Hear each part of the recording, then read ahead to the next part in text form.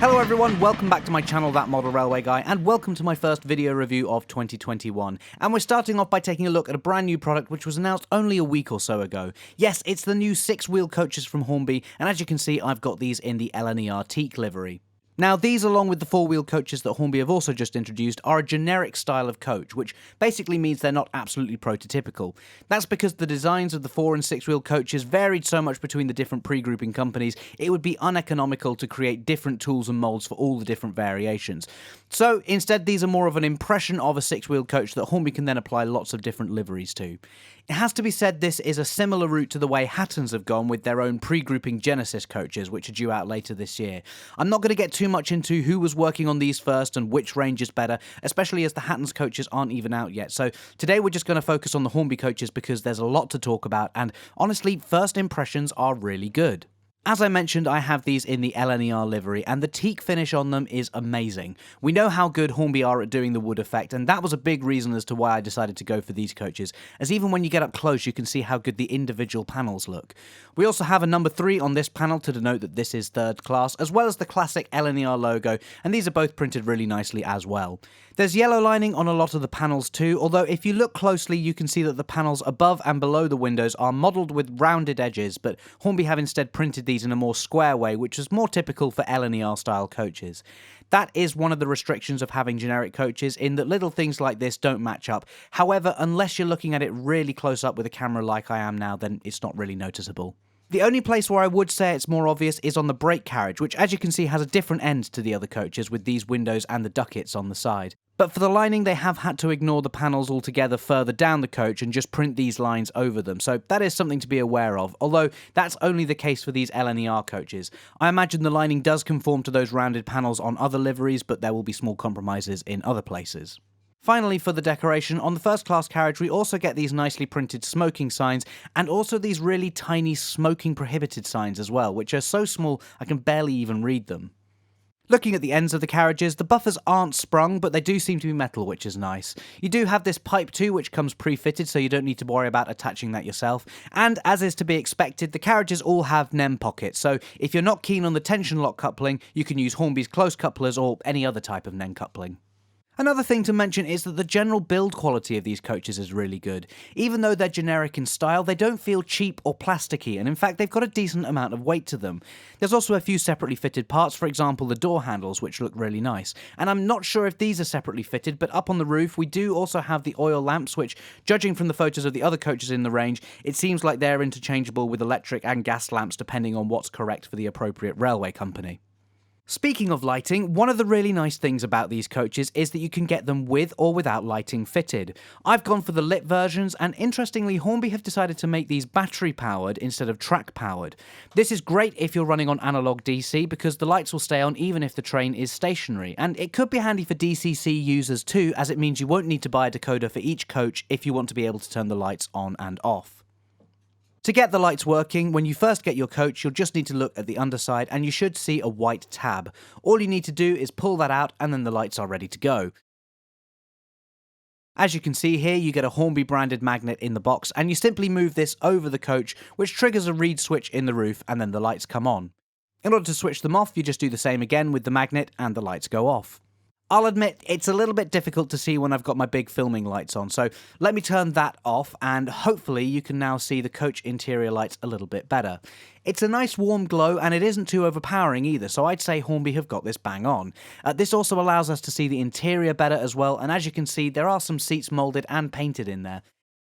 It's not just a one-size-fits-all either, as if we look at one of the other coaches, you can see the seats are a slightly different design, and are also painted blue to denote that this is first class. There also isn't much light bleed. The sides are absolutely fine, and to be honest, the only place I've noticed it is on the brake coach, where you can see these moulded pieces in the middle are just letting the light through, which is why they appear to be glowing just a bit. If that really bothers you though, it wouldn't take much to put a bit of black paint or card on the inside to cover that up, as these coaches are really easy to get into. Which brings me neatly onto my next point. With these being battery operated, you may at some point need to change the battery. Thankfully, opening these up couldn't be easier as they just clip together, so all you need to do is simply pull the body away from the chassis and you'll see it unclips fairly easily. The battery is right there, so it's nice and simple to change, and then to get the body back on, it just clips back together again.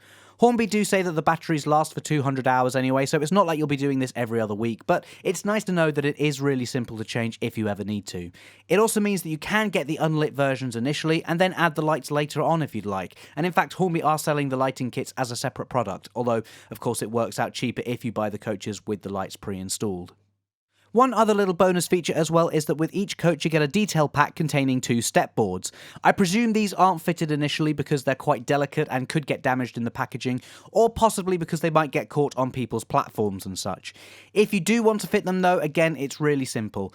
Looking underneath the coach, you'll see these 4 small holes which are on either side of the outer wheels. The step boards have a little plug on them which match up with these holes and are really easy to attach. To fit them, just turn the coach over and then line the plugs up with the holes. They should match up fairly easily, and then you just need to push each one home into place and they should stay fixed. Again, like changing the battery, this is really quick to do, and in fact, I added the step boards to all 4 of my coaches in less than 2 minutes. And obviously, once you've completed this on one side, just repeat the exact same process again for the other side. And as you can see, we now have step boards on the coach. Finally, let's just talk quickly about the wheels, as 6-wheeled coaches aren't usually great at going around the sharp curves or points we often have on our layouts. Thankfully, Hornby have thought of this, and as you can see, the 2 outer wheels have a little bit of side-to-side play, while the inner set moves quite a lot, and while that's probably not prototypical, it does mean that the coaches are less likely to derail. Just to prove it though, here are a few of the coaches going through some particularly nasty curves and points on my shunting layout. This is all second-hand set track, which is fairly badly laid, so a very much worst case scenario, but as you can see, the coaches had no issues at all. With all that said though, it's about time we saw these coaches in action. I thought it would be a bit silly to run these on my shunting layout Pickwick yard, so like I did with my review of the Hornby Rocket, I've set up a little circle of track on the table so that we can see these coaches running properly. They're being pulled by the Hornby J36 today, which is a fantastic loco, and although I believe they were mainly used on goods trains, I think they did occasionally work on branch line passenger trains too, so considering these are fictional coaches anyway, I think we can bend the rules a bit.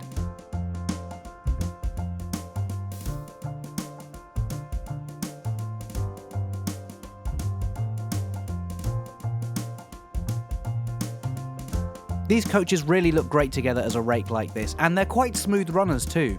I will admit they're not as freewheeling as some of my other Hornby coaches, and the loco is having to work a little harder than usual, but I think that's down to how the wheels are mounted given that they have to slide sideways to go around the set track curves. It's a good thing that Hornby didn't opt for track-powered lights though, as having pickups on the wheel would have introduced even more drag.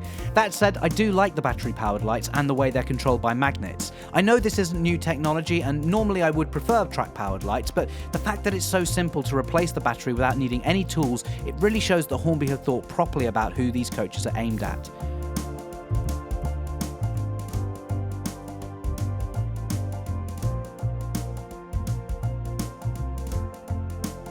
Realistically, they're not going to appeal to modelers who want everything to be perfect and prototypical, and that's fine.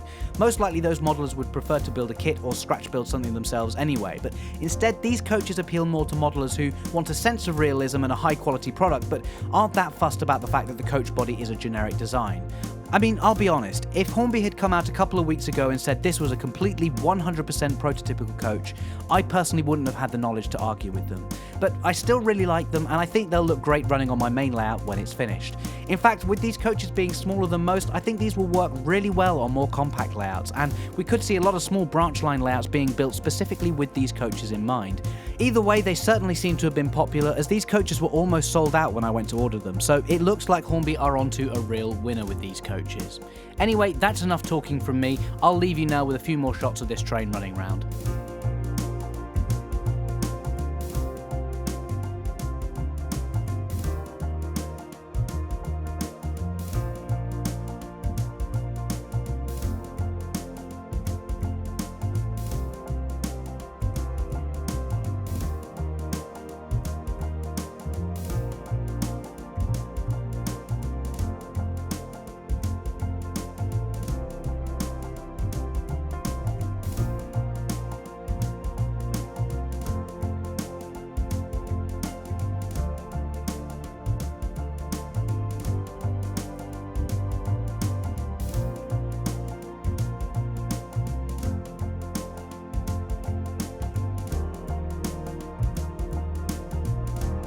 So finally, to sum this whole review up, these are great looking coaches that run really well, and with all the different variations that Hornby are producing, I think they'll have a lot of success with these.